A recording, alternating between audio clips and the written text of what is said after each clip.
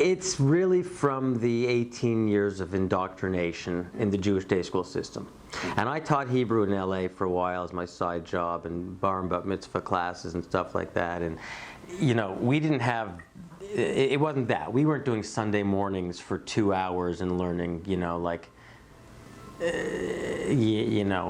Shabbat, Shalom, or, whatever.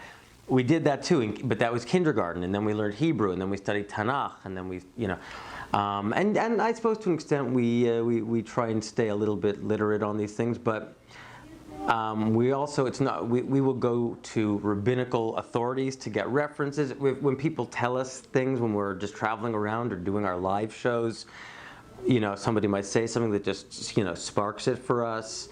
It's not necessarily biblical references, but we are trying to draw on whatever the entire combined breadth of whatever we've picked up in our lives, can go in there. So we could reference Seinfeld and Rambam, in the same episode or something. We've referenced, Hillel and Shammai, the rabbinic Talmudic scholars.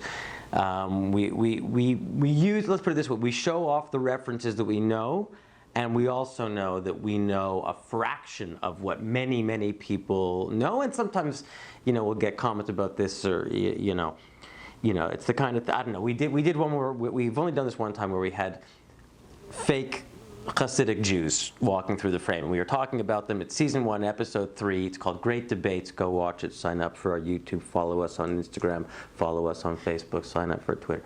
And we saw these guys who were actual, Haredi guys driving by in their minivan, obviously, and they were slowing down, and we thought they were going to shut down the thing, and they were looking at and they were giving us like stink eye, and then finally they put down the window and they yell out at us, "Wrong socks!"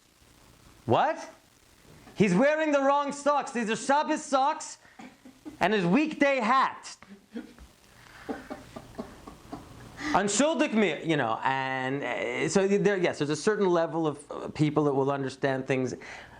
I'll say that we also try and do something which has made our lives a lot harder, but we hope it's made the experience of the show overall better, which is we try and layer it in such a way that there is something for everyone. One of our mandates from the beginning was not just entertaining Jews, but we got this grant from the Jewish Community Foundation of Montreal, right? From, Federation, from the establishment community. And one of the mandates of the grant was, as we say in Montreal or in Quebec, rapprochement, bridge building, bring communities together. So how did we do that? We hired non-Jews to shoot it. We had a non-Jewish crew. We had French Canadians with us in the restaurants, hearing us speaking Yiddish.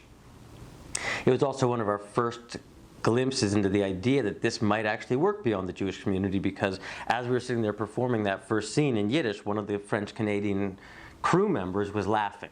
Now, he didn't speak any English. Therefore, we can assume he doesn't know any Yiddish. Okay? And that's because he's French Canadian. Okay? And he was laughing, and I said, "What are you laughing at?" Because he hadn't even read the script. And he said, in French, he basically responded, "It just sounds funny. It sounds like Seinfeld." Okay? And that, I know I have referenced Seinfeld a few times here, because that is maybe, we get like that's Talmud for me. Like, I was learning that at the same time in high school that I was learning Bible or, everything else that I was learning. And again, I didn't know that it was so Jewish until I realized that it was, and how much that's played into stuff. So we do try and, as smoothly as possible, not always successfully, to educate.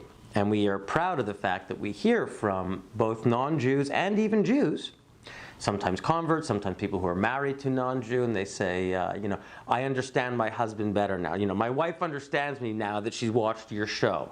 You have to hear us kvetch at this very high level of kvetchitude that allows people into the sort of the Jewish psyche sometimes, or people, they can't understand why Jews do this or that, and then they see us making fun of the fact that, there's kosher food, and we have kosher plates, dairy plates, and meat plates. We also have treif plates. We put our bacon on treif plates. But you're not supposed to eat bacon. Yes, but if you're going to eat it, it better be on those plates. Do not put the bacon on the meat plate. You know what I mean? And it's nonsense. It's a complete absurd thing. No, of course you don't understand it. We don't understand. Nobody understands it. Everyone picks and chooses. And so our thing is, we like that. We endorse that. We say everyone live and let live. And so part of it is trying to explain Jewish rituals or customs to the non-Jewish world. Part of it is illuminating it for Jews. We do J for J, we call it for shorthand, jokes for Jews. There are things in there that we know that the rest of the non-Jewish world will not get this reference.